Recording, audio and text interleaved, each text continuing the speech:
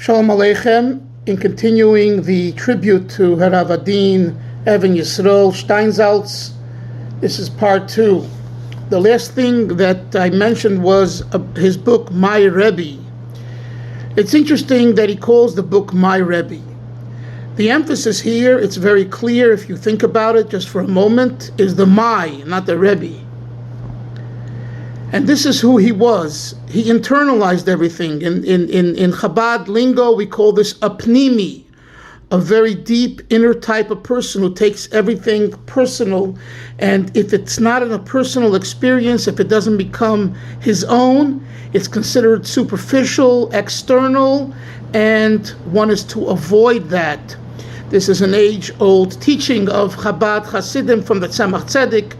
And they would say, anything that comes easy, run the other way. And Rabbi Steinzaltz, Rabbi Adin lived this way. He schwitzed, he haravit. You know what haraving means? He exerted himself to make every experience his own experience. So too when he writes about the Rebbe, besides other issues why he calls the book My Rebbe, I believe that it captures his personality. Additionally, he, did not agree and appreciate many things that he saw in the Lubavitch community over the last 50, 60 years. I would say that what he saw in his teen years by elderly Chassidim yet of the Rashab and some of the previous Rebbe's Talmidim and students spoke more to him, but the Johnny come lately and ice cream pizza oriented type of chocolatniks, as some elder Chassidim would call the American Chassidim, he didn't go for that. And it's not just about America, it's just about Eretz Yisrael too. He had the same attitude towards the new generation. I'm not going to go into that now, right, wrong, but, so his relationship to the Rebbe was a personal one. And the truth is, a few stories to support that he had a very personal relationship, and the Rebbe initiated many times that relationship. First of all, Rabbi Steinzaltz was the Rebbe's appointed man to deal and teach President Zalman Shazar, and other dignitaries at the Knesset.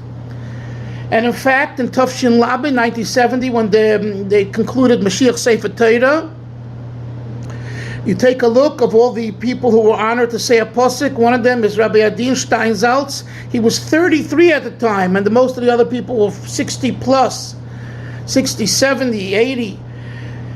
And the reason is because the Rebbe wrote, because he studied with B'nai Torah and the people at the Nesias. Nesias refers to the Knesset and people like that. And that you can see in the Rebbe's Ksav Yad Koche, in the Rebbe's holy handwriting. Shazar had sent Steinzaltz to the Rebbe as his representative for the Siyam Sefer Torah. So that's a piece of history that we need to know. And it was the first time that Rabbi Steinzaltz came to the Rebbe. I mean, I assume, it wasn't because he didn't want to come. Funds were tight. He wasn't a person who had money. And but when Shazar gave him the ticket, I assume, or some other chassid gave him on behalf of Shazar, I'm not sure the details, he went. And to the Rebbe, that was very special. I heard yesterday that Shazar, his office, the Beis HaKnesses HaNasi, which is in Rechavia today, before that was across the King David Hotel. And there was a shul over there too. And he told someone who met him in shul, he told him that I've been learning Gemara with Rabbi Steinzaltz in this shul, and we finished the entire Shas. Every day Rabbi Steinzaltz comes and teaches me Gemara, and they went through the entire Shas.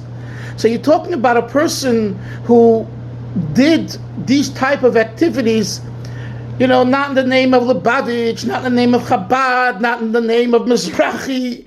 He did it lishma, for the sake of teaching Torah to people who are in leadership positions, who were bright and who respected his way of thinking, because he was broad-minded. And this is what I meant the other day in the first part when I said, he wasn't, boxed in as a Lubavitcher. I didn't mean the negative side, chas v'sholom. He was a full Lubavitcher, a full chassid, with a beard and kapote and a gartel and davening bariches, like I told you, and the minhagi Chabad, one shouldn't make chas v'sholom that mistake, so that's why I'm clarifying.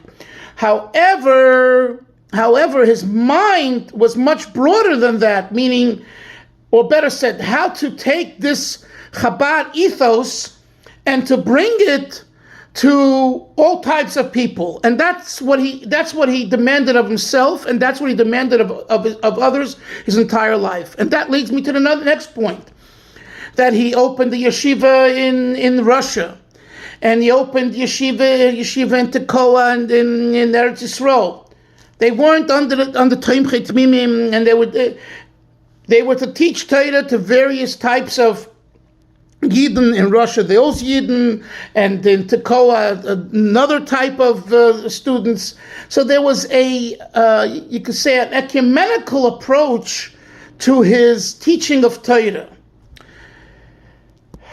Another nakuda that we didn't mention the last time, which is important, is that, and this also supports the idea that the Rebbe initiated the bond, the connection with him, because he came from a home where Yiddishkeit, Frumkeit, was not appreciated at the time. He had issues, as he was growing up, and as he was becoming more interested in Frumkeit and in Yiddishkeit and in Torah. And the Rebbe asked, various people, including Rabbi Sesonkin, to be makarev him and to help the situation. Another person that was very close and helpful to him was Rabbi Berel, Rabbi Dov Ber Eliezerov, who lived in Katamon. He was a Rav in an Ashkenaz shul in Katamon. And Rabbi Steinzaltz family, his parents lived in Katamon.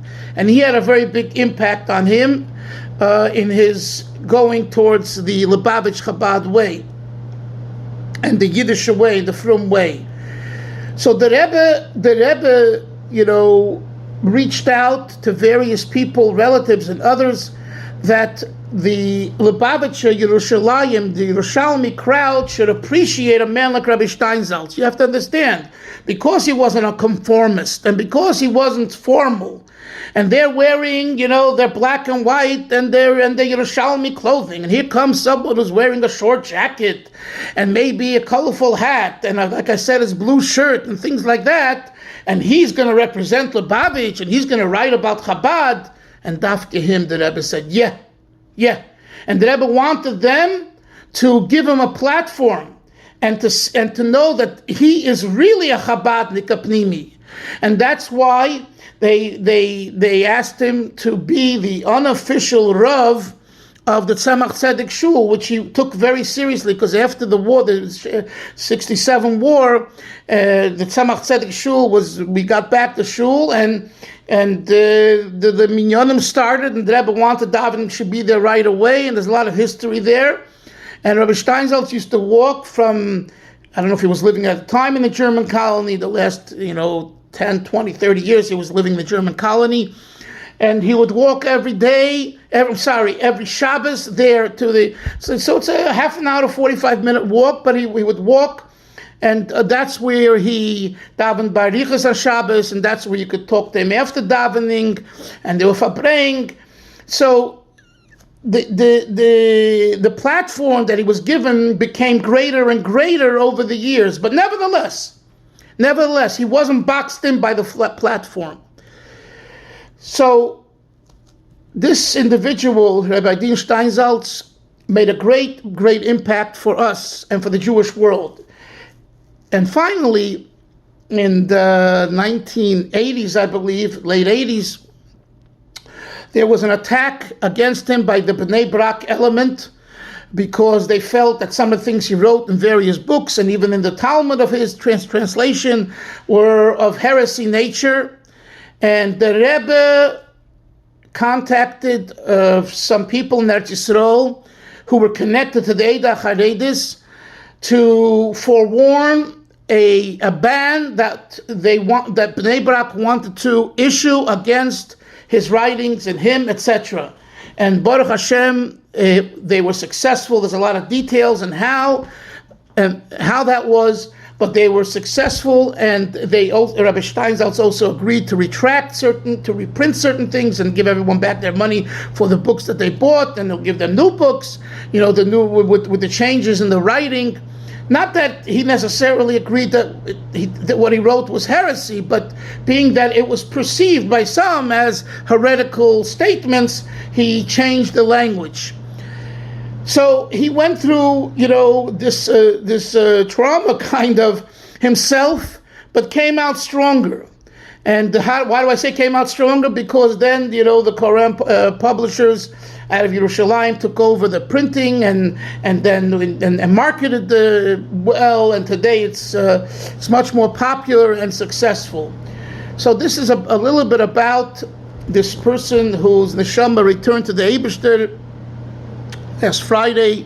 He was buried out of Shabbos, and we know the great schus of going right into Gan Eden because Gehenna is closed Shabbos. So he had that schus, that schia. He was buried on Har HaZeisim, and the Eibusher helped Taka that his good work should be continued by his children and grandchildren and family, and Taka to take it now to a new level.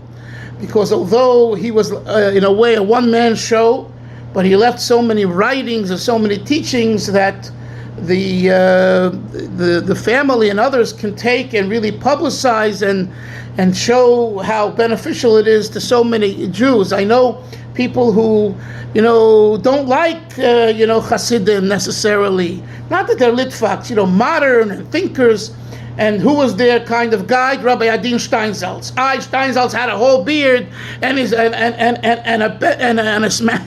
a rickety hat, and he looked like a Lubavitcher, and he tasted like a Lubavitcher. And if you listen to what he said, he spoke with that sharpkeit of a Lubavitcher chassid, that sharpness, that cleverness, Nevertheless, because of his genius and because of his seichel and his earnestness, this spoke to them. And I think it's a very important lesson for us, regardless of what you are and what you aren't, what camp you belong, what camp you don't belong to. All that are semantics and shtusim and foolishness, complete stupidity, a waste of time. And who has time to waste?